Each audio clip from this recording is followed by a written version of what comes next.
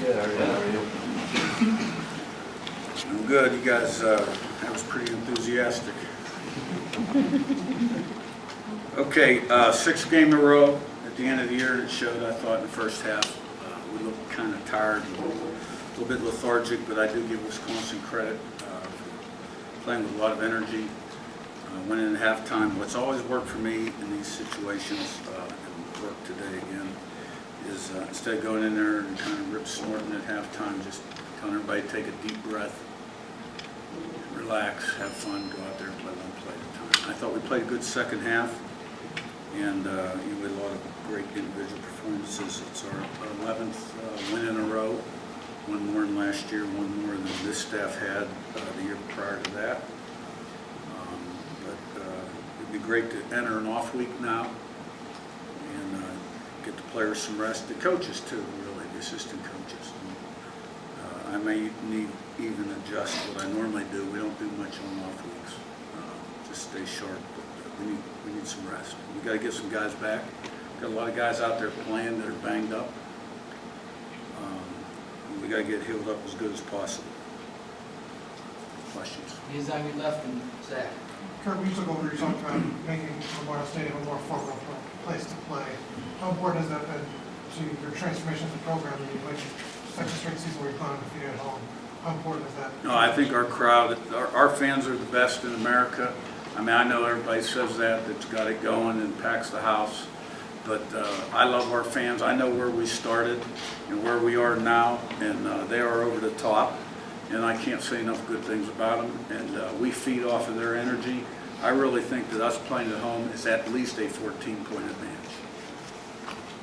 Zach on your left and Red. I guess, Curt, number one, just kind of what's up with Mikhail? It seemed like he started and then maybe had to come out for something kind of injury-wise. And then number two, you talk about the bye, especially in a season where, you know, guys are going to understand what you're chasing at 11-0. How much is the mental rest as much as the physical rest? Yeah, it's huge. And Mikhail, Kamara's been dealing with, kind of a shoulder nerve stinger issue, which is pretty common for a football player. Those things tend to show up a lot more this time of year. Combination of all the banging. I mean, we have 7, 8 guys in that same boat. But Kamara's have been a lingering issue,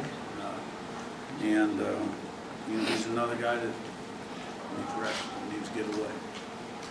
Rabbi on your left and Pete. Yeah, obviously Fernando Mendoza, Heisman knows, as everybody's calling it, sets the record. Touchdowns in a single season. What's your thoughts on him getting to that level?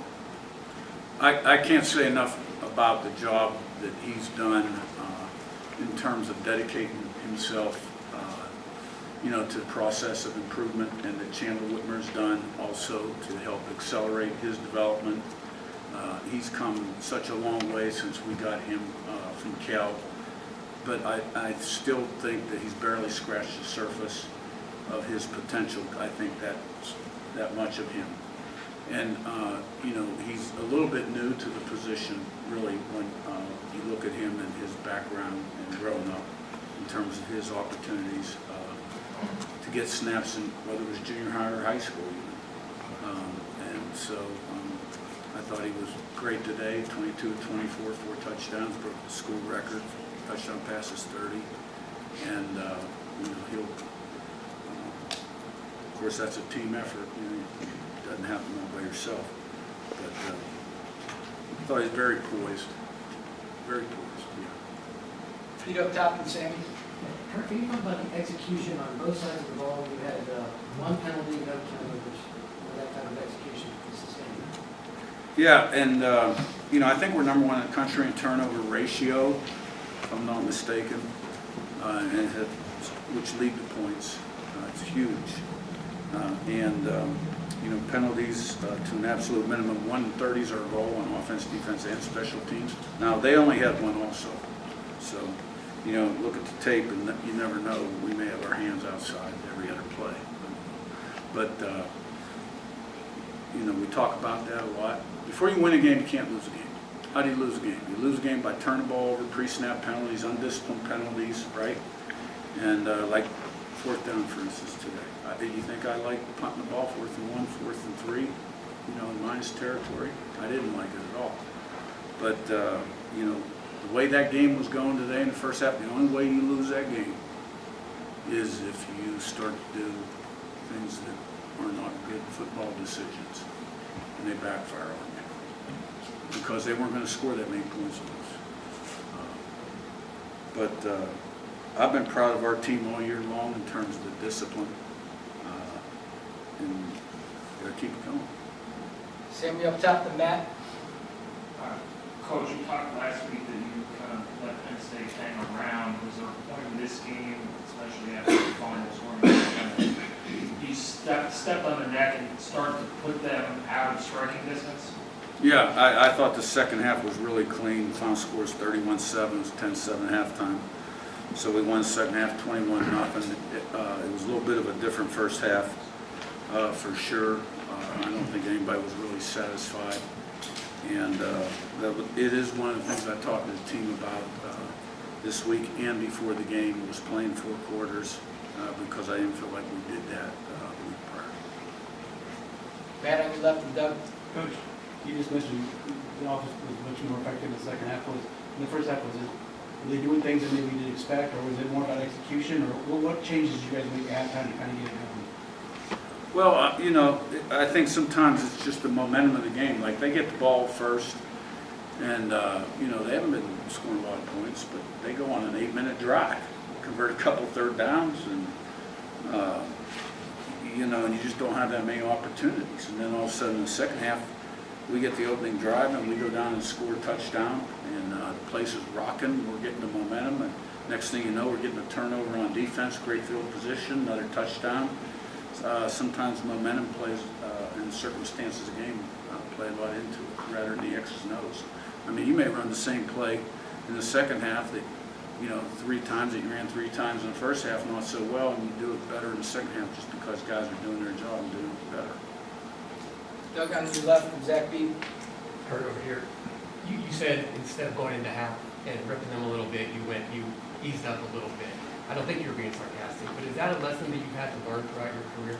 It's just something that worked for me early. I think my second year at IUP D2. I remember we were playing a team, I think, that had set the record for losses in a row. And this team was 12-1 at the end of the regular season, really good football team that I had. And at home, 7-7, halftime.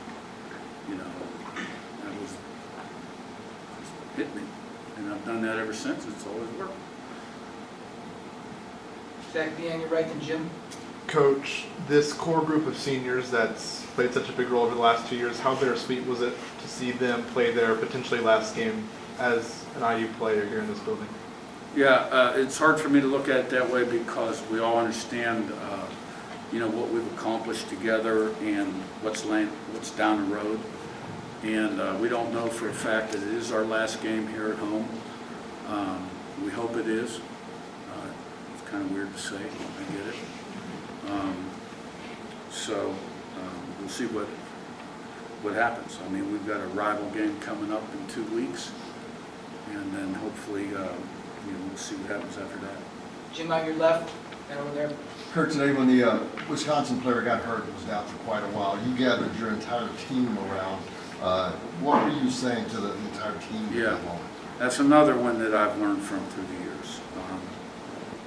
Got a couple of those. And the great news is this particular individual has feelings in his extremities, right? They're going to continue the tests.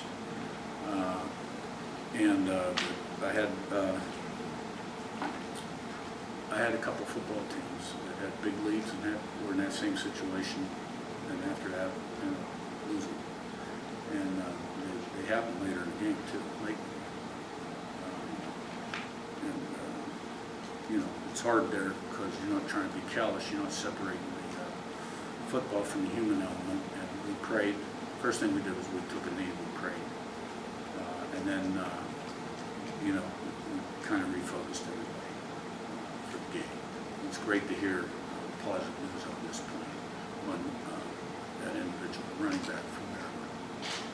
Coach, you On your right, promised, last one. Coach, you promised a winning program, bigger picture here. You've turned this town from a basketball town into a football town. What does that mean to you and your players?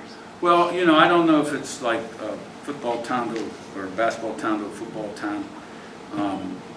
You know, I don't know what it is, but like this staff, a lot of us have been together a long time, and, you know, we've got a pretty good track record, and we just came here and the same things kind of happened, even more so. I think it's got everybody's attention because it's a bigger stage. You know, I think I mentioned this last week, is when you look at my journey and all the things and the changes in college football, it all kind of came together. Like the transfer portal, you know, this doesn't happen 10 years ago. You know, big reason this happens is because we're in free agency right now. And a big part of my training was not only coaching, but being a GM or recruiting coordinator, evaluator. And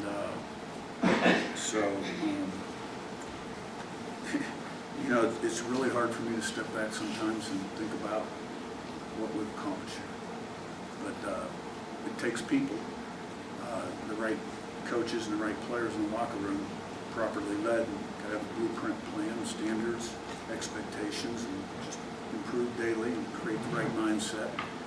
We've been fortunate to have great people, and you know, the head coach and the quarterback get too much credit and too much blame. But it's been fun, and let's have more fun. All right, thanks, Cliff.